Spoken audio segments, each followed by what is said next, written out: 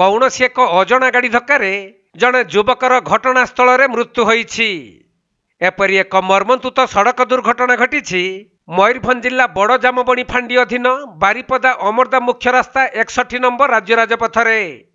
तेबे आज संध्या प्राय 6:30 समय कलरा फुलिया निकटरे कौनसी एक अजणा गाड़ी धक्कार बारिपदा ब्लॉक अंतर्गत राजाबसा पंचायत अधीन शिकारघाटी अंचलर जड़े युवकर मृत्यु होइथिबा प्राथमिक तदंतरू जनापड़ी।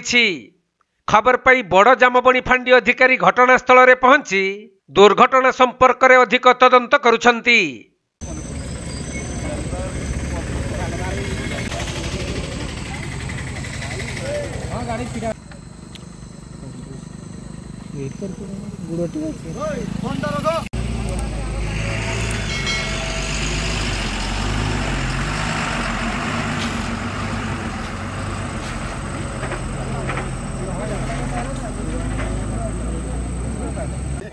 हॉस्पिटल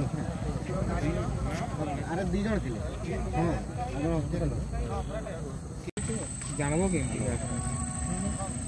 तो जणा। Mayurbhanj Gyanranjan Behera report, Konark live.